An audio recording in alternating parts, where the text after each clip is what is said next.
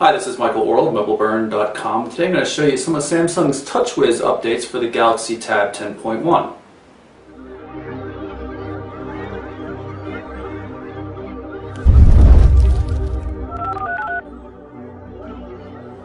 First thing I'm going to do is show you some of the new widgets on the home screen. You'll notice the home screen is still laid out the same way as with standard Honeycomb. You have the controls up here and you can skip from panel to panel like so, or just from swiping. Let's take a look at some of the specific widgets that have been added though. You can see there's a new agenda widget here Samsung has created. Like many of the widgets now, resizable, very easy to handle. Samsung has included a Yahoo Finance widget, as well as a new type of contact widget. I'll show you. We'll just add one here.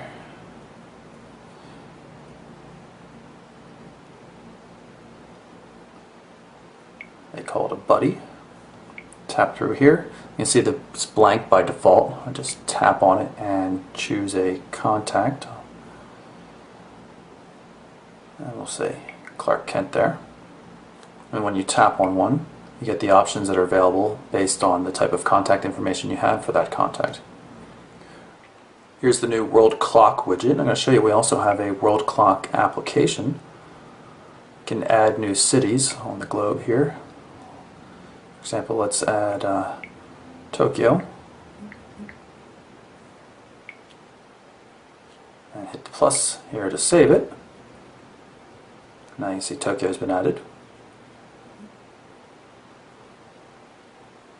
Swipe over the next panel, a few more new widgets. This is the new Social Hub widget. You can see we're pulling in things from LinkedIn, Twitter, Facebook, all in one feed. You can, of course, update your status and tell it which ones you want to send it to, all three of the services in this case by default. Up here we have the Active Applications widget, which is part of the Task Manager. You can tap on this to bring up the Task Manager, but I'm going to show you that a little bit later. You might notice that occasionally as things are happening, the widget will change and flash a little bit red when something's running in the background. That'll list its name right up there and tell you which application is being power hungry right then and there. Newly designed Email widget.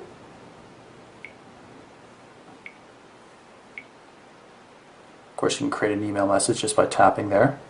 New bookmark widgets, rather large, but what you do is you put in the default empty bookmark widget here, tap on it, and then you can choose one of the bookmarks that you've already defined.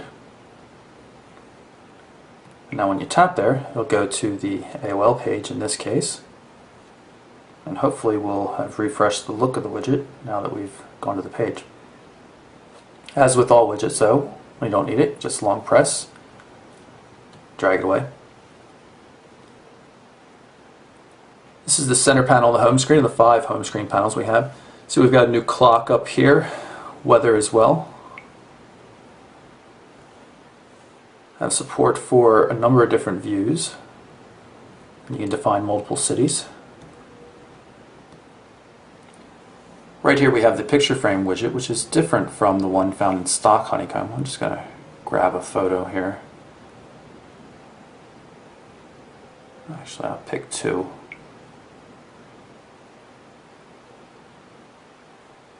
Now you can see the photo. As with the other widgets, you can resize it.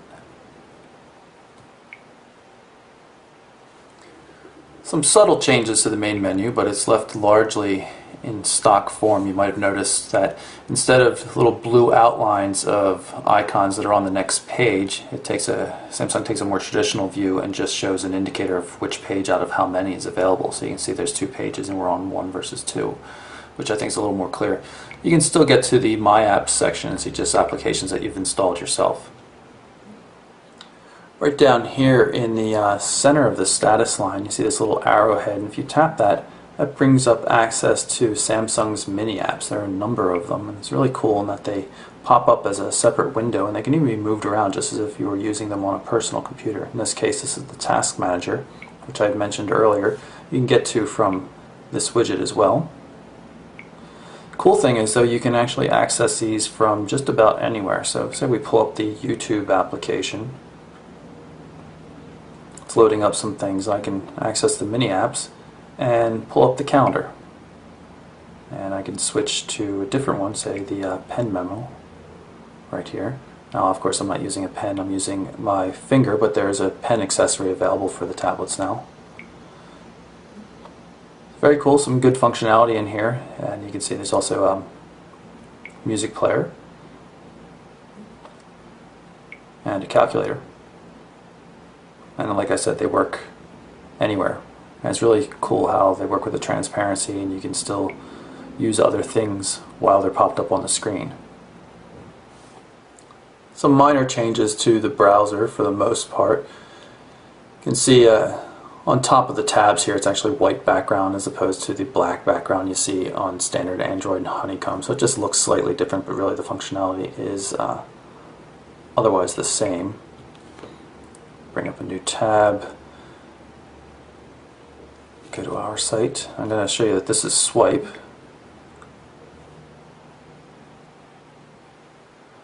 Mobile burn. Hit the .com button here. I'll go to the full site. Another thing about Swype, though, is as you notice that large keyboard is a little difficult for swiping on. So Samsung gives you this condensed version that you can use instead. Makes it a little bit easier.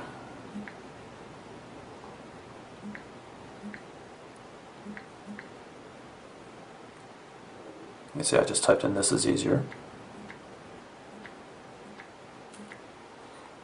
But the thing about it is, it sometimes obscures what's going on. So whereas the large keyboard will force the text that you're inputting to be up at the top, the small keyboard doesn't always do that. So it's a bit of a trade-off. It does work very well in portrait mode, though. You might have noticed I just tapped down here to make the keyboard go away, and you probably saw that the icons down here have changed as well.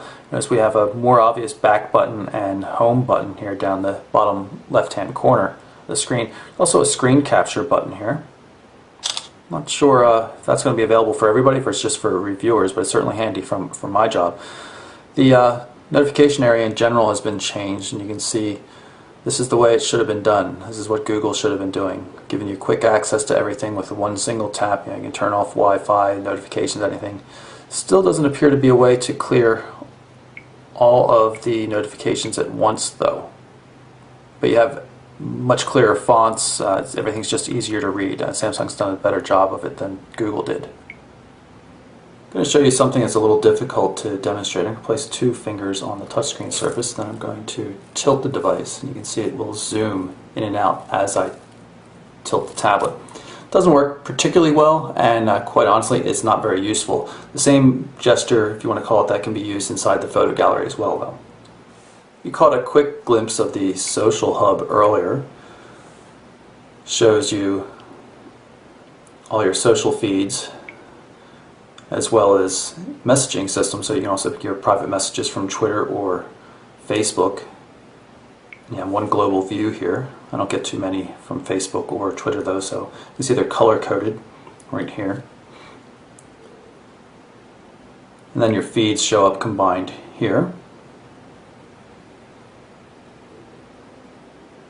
Twitter, LinkedIn, and Facebook.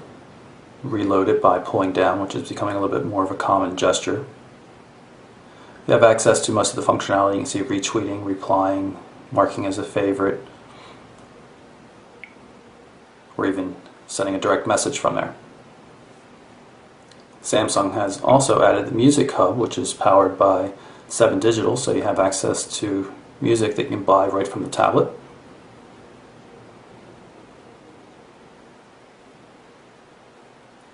You can search by any particular genre, or you can create playlists, because music can be played directly from here. With that said, there is still the standard Google Music application. Go into apps and I'll show you the full-size pen memo application. We'll create a new one. You can see I can type or use the pen. Change colors.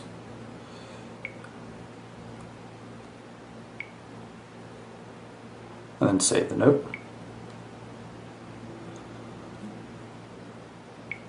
Also, we have a photo editor. I'll choose one of these screen captures I just did.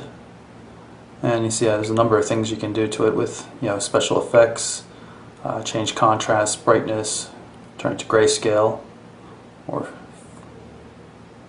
so. Resize and crop.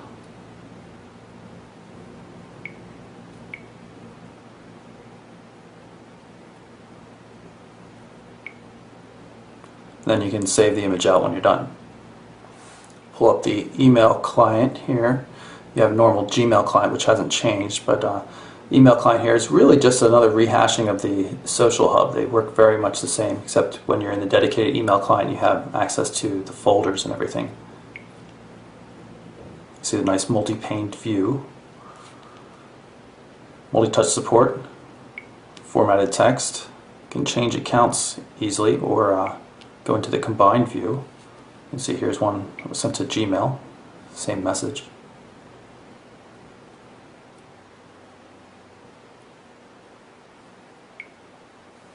Some things you can do right here, and of course it's always easy just to reply or create a new message.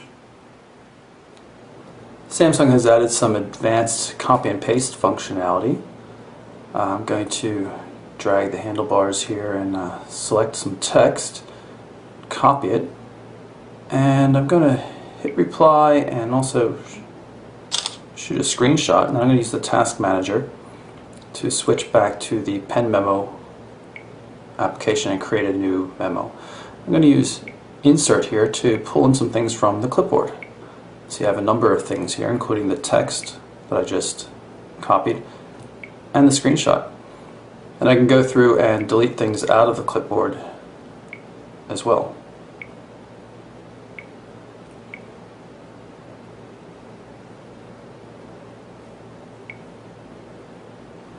Not sure which applications support this advanced functionality. Pen Memo obviously does, but I haven't seen it show up in other applications thus far. So that's a quick rundown of some of the changes that Samsung has added to Honeycomb with its TouchWiz user interface. I'm Michael Orrell from MobileBurn.com. Thanks for watching.